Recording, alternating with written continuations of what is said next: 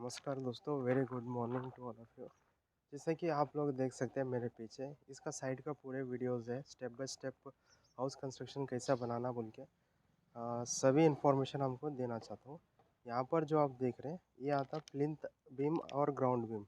फिलहाल जो वर्क चल रहा है यहाँ पर प्लिंथ बीम का काम चल रहा है। एंड प्लिंथ बीम के अंदर उसका डिज़ाइन कैसा रहना चाहिए, सही तरीका, दोनों तरीका मैं बताता हूँ। प्लिंथ बीम को हम ज़्यादा बेसमेंट बीम या प्लिंथ बीम को ज़्यादा प्रेफरेंस नहीं दिया जाता है।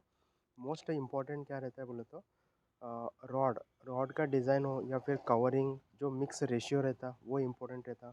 कवर ब्लॉक्स यूज़ कर लीजिएगा। और जो कॉलम्स हम रेज करते देखो बेसमेंट हाइट तक, वो क्या 5, अगर मान लीजिए 4 फीट आपका बेसमेंट हाइट आ रहा, उसके बाद 1 फीट बीम आ रहा, सो 5 फीट टोटल हो गया। सो कई जगह क्या करते हैं 4 फीट 2 इंच ऐसा एक्स्ट्रा माल डालते हैं, तो उस वक्त आपको प्रॉब्लम कर सकता है। क्यों बोले तो उधर ज़्यादा कवरिंग आपको हो जाता। सो कुछ चीज़ है, छोटे मोटे चीज़। और प्लस जो कॉलम का जो जंक्शन रहता देखो, जंक्शन यानी कि जहाँ पर आप ओवरलैप करना चाहिए, वो चीज़ आपको इस वीडियो में बताना चाहता हूँ। बने रहिए वीडियो में। एंड नए हैं चैनल पर यार, सब्सक्राइब कर दो, शेयर दी वीडियो ऑल्सो।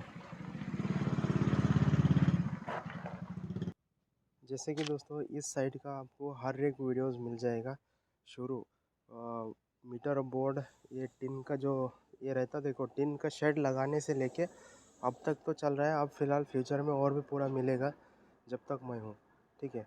और यहाँ पर देख सकते हैं प्लिंथ बीम ये एक्स्ट्रा क्यों लिया गया वो भी मैं आपको बताऊँगा। Let's see.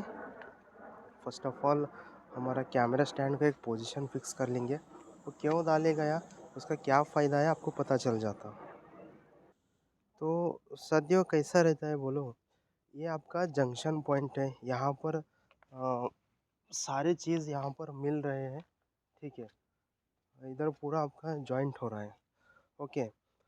ये एक्स्ट्रा क्यों रखा गया, बिकॉज अभी इसको बेंड किया जाता है, इसको यल बेंड बोला जाता है या फिर एंकरेज लेंथ। ये कितना रहना बोले तो 16 into dia of the bar.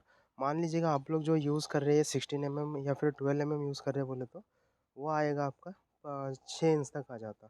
16 mm बोले तो थोड़ा ज़्यादा हो जाता। सो कोशिश कर लीजिएगा 4 से 6 इंच, मतलब 5 इंच एंकरेज लेंथ होने का कोशिश कर लीजिए, बस उतना ही। ये रट मार लो, कुछ ज़रूरत नहीं है वो 16D वो सब फार्मूले का।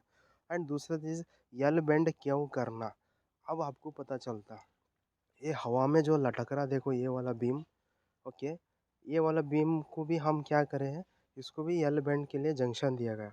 सो फर्स्ट ऑफ ऑल कौन सा भी कॉलम का बीम बीम का जो मार्किंग, बीम का रॉड बाइंडिंग होने से पहले फर्स्ट सरफेस प्लेन रहना ये जरूरी है। जितना भी सरफेस है देखो प्लेन रहना चाहिए। प्लेन ऐसा रखो कि थोड़ा बहुत कुछ रफ रहना ही चाहिए, ग्रिप अच्छा पकड़ लेता। और नहीं तो एकदम स्लीपरी भी मत बनाओ दोस्तों, ओके। इतना भी स्मूथ मत करो कि फ्यूचर में आपको अच्छा से जॉइंट ना हो सके, हो जाता है वजन की वजह से। इधर जंक्शन है, इसको यल बेंड किया जाता है लास्ट को। और दूसरा चीज़, सभी को जो है मेज़रमेंट के हिसाब से कोना चेक कर करके ना मार्किंग किया गया पूरा फुल थरोली जितना भी एरिया वो। और सभी, और देखिएगा उधर देखो थोड़ा हाइट हुआ 2 इंच, अब देखो उधर ज़्यादा कवरिंग आ जाता, सो आपको प्लेट में एडजस्ट कर लेना पड़ता। ऊपर जो है कवरिंग कम मिल जाता समझो, वैसा आपको एडजस्ट कर लेना पड़ता। अब नेक्स्ट हम बात करते हैं यल बेंड क्यों देना ज़रूरी क्यों है। अब देखिएगा मेन यल बेंड क्यों ज़रूरी है बोल को आपको भी अब पता चल जाता।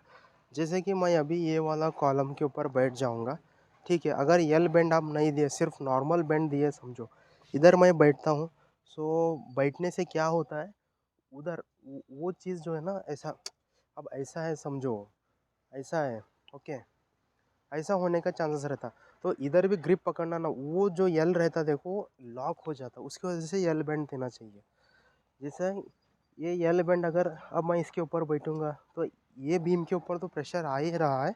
दूसरा चीज़, इधर जो बाइंड किए देखो, ये अगर यल बेंड मारे समझो ये इधर ही अटक जाता है, इसके लिए यल बेंड देना। ये थेरोटिक, ये प्रैक्टिकली आज आपको प्रूव हो गया। फिर दूसरा चीज़, यहाँ पर देख सकते हैं ये आपका जंक्शन है। जंक्शन में भी यल बेंड देना चाहिए, हर एक जगह यल बेंड दीजिएगा। इसको जंक्शन नहीं बोलते, पॉइंट लोड बोलते हैं। ये जो है अब फिलहाल अब बनाया जाता है यल बेंड, क्योंकि इसको भी बेंड किया जाता है। ये जो है देखो, ये नीचे रहना रॉड एक्चुअल में है, तो इसके अंदर अटक जाता, वो सबसे बेस्ट। ओके, कोशिश करो ऐसा थोड़ा बहुत कुछ आप भी अच्छा करने का कोशिश कर लीजिएगा। मैं फ़िलहाल आपको ये बीम ड्राइंग दिखाना चाहता हूँ। यहाँ पर देखिए इस घर का सेम फ़िलहाल जो मैं दिखाया देखो, ये वाला पॉइंट है, ये पूजा रूम के लिए आ रहा है ऐसा। As it is copy paste, ये वाला एक कैंसिल किया गया, बस उतना ही। ओके, ये कैंसिल करके बाकी का सब बनाया गया, बिकॉज़ इधर ज़रूरी नहीं पड़ा मुझे, वो उसकी वजह से। ये प्लिंथ बीम ये जो है ना पूरा आपको ग्राउंड में आ जाता, मतलब नीचे ज़मीन के अंदर छुप गया वो ऑलरेडी। एंड नेक्स्ट, साइज़ कितना लेना प्लिंथ बीम का, ये जैसे कि आप लोग देख रहे हैं देखो, प्लिंथ बीम का साइज़ कितना रहना। ओके, नॉर्मली दो टाइप का प्लिंथ बीम आता है, एक आ जाता है पूजा रूम के लिए थोड़ा पतला रहता, नॉर्मल आउटर वॉल या फिर इनर वॉल के लिए ना 9 इंच का लिया जाता है। उसके ऊपर आप चाहे तो, क्यों, ये भी 9 इंच लिए तो भी बेटर ही है, बट अब क्या है दोस्तों, तो मेरा एक फिक्स्ड है, यहाँ पे ही पूजा रूम का ये आ रहा बोल के एक फिक्स्ड है। सो अब आप ऊपर जाने के बाद सरका नहीं सकते समझो, वैसे ही ये जो डेप्थ है ये 9 इंच 1 फीट आ रहा है, ठीक है, टोटल आफ्टर कंक्रीटिंग। एंड ये जो बेस रहता पार्टीशन वॉल का, ये जो है 6 इंच का आता आफ्टर कंक्रीटिंग। अब नेक्स्ट, दीवार को कितना आना मेन आउटर या इनर वॉल के लिए, ये वाला जो देख रहे देखो, इसको इसके नीचे अभी कवर ब्लॉक्स देना ज़रूरी है दोस्तों।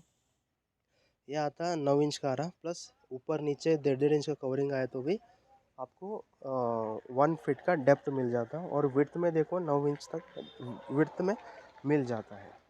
ये कुछ ध्यान रखने की बात है। अब नेक्स्ट हम बात करते हैं जंक्शन। जंक्शन दिखाने से पहले मैं कॉलम पोजीशन दिखाता हूँ। ये वाला देख लीजिएगा, एक ये हमारा प्लान है। प्लान यार मैं बहुत सारे ऑलरेडी अपलोड कर चुका हूँ, ये और एक बार आप चाहे तो स्क्रीनशॉट ले सकते हैं। इस घर में डुप्लेक्स आ रहा है ऐसा, ये ओपन रहता और इस तरह से, ठीक है, इसका भी आप स्क्रीनशॉट ले लीजिए।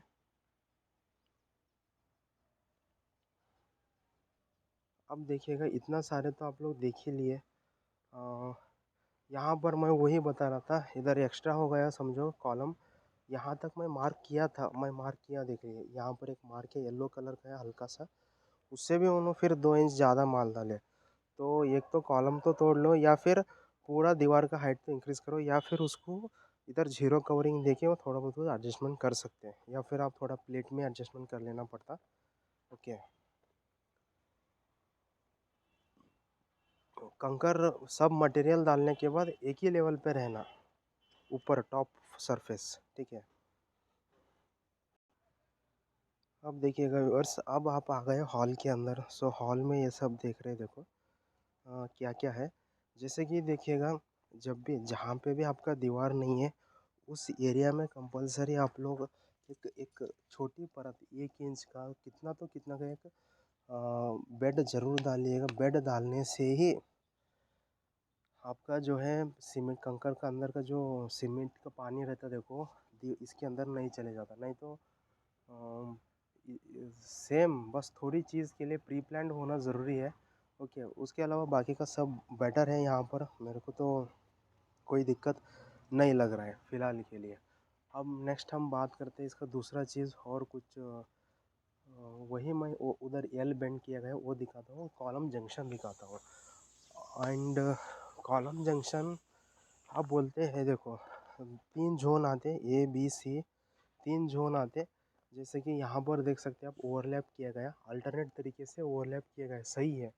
बट प्रॉब्लम क्या होता है बोले तो, अगर कॉलम के रॉड ज़्यादा हाइट हो गए समझो, वो काम करने में दिक्कत हो जाता है, इसीलिए जो है ओवरलैपिंग थोड़ा कम रखा जाता है। एंड सबसे बेस्ट, ये आपका बीम लेवल आ जाता, जीरो हो जाता। ओवरलैप कहाँ पे होना बोले तो, अब 11 फीट का आ रहा आपका कॉलम, वो मैं बताता हूँ आपको।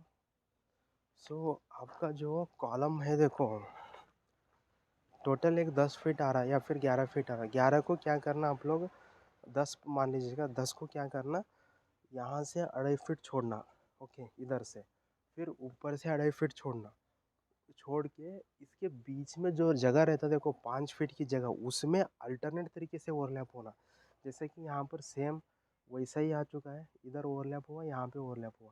और ओवरलैप कितना देना चाहिए उसका एक फॉर्मूला है, 49 into dia of the bar, यानी कि 16 को लगभग दो दो फीट का ओवरलैप आ जाता।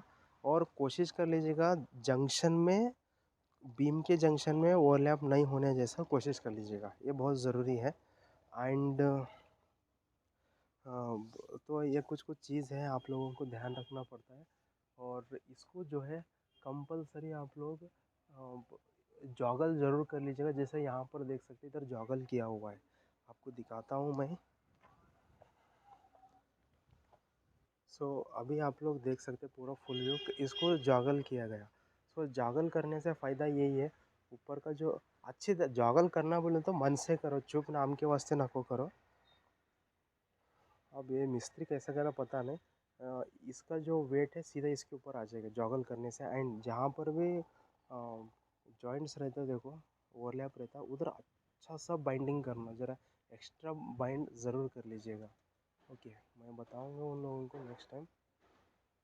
इस तरह से ये देखिएगा अल्टरनेट तरीके से जो है ना ओवरलैप हुआ, ये सबसे बेस्ट। एक इधर ओवरलैप हुआ, एक सीधा इधर ओवरलैप हुआ, यानी कि 2-2 फीट का डिफरेंस आराम से आ चुका है और अल्टरनेट है।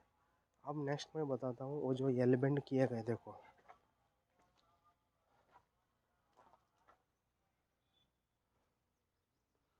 ये वाला रॉड में आप लोग एल बेंड देख सकते हैं, यहाँ पर किया गया ये वाला एल बेंड। ओके दोस्तों, और एक चीज़ उन लोग क्या करते हैं, ये सब तो ठीक है, हाँ ये रॉड को कंपलसरी बाइंडिंग करना तभी फ़ायदा हो जाता। अगर कई टाइम में अगर फिसल गया, ये मूवमेंट नहीं होना, हिलता नहीं है, हिलना नहीं है। ओके, ये कुछ चीज़ों का आप लोग ध्यान रखना पड़ेगा, ठीक है दोस्तों। एंड मैक्सिमम बता चुका हूँ, इसका डिज़ाइनिंग कैसा रहना वो एक भूल गया हूँ। देखिएगा सिंपल है, नीचे 3 बार है बॉटम में, ऊपर 2 टॉप बार है। अब इसको एक्स्ट्रा बार देना चाह रहे तो यहाँ से एक 2.5 फीट तक एक्स्ट्रा बार दे सकते हैं। दूसरा चीज़, हाँ दूसरा चीज़ जो है ना इन और जंक्शन में भी एक्स्ट्रा बार आ जाता, समझो वो छत के जहाँ पर छत आता देखो उस टाइम वो सब चीज़ों का ध्यान रखना पड़ता है। इधर जो है नीचे सपोर्टिंग मिल रहा है ऑलरेडी। ओके, ये जो सपोर्टिंग है ना बीम से भी ज़्यादा सपोर्टिंग है, तो उसी वजह से देने का नेसेसरी नहीं पड़ा बोल के हम लोग ये किया गया। तो इस तरह से पूरा काम हो चुका है। फिलहाल इस वीडियो में बस इतना ही। Thank you so much, have a nice day.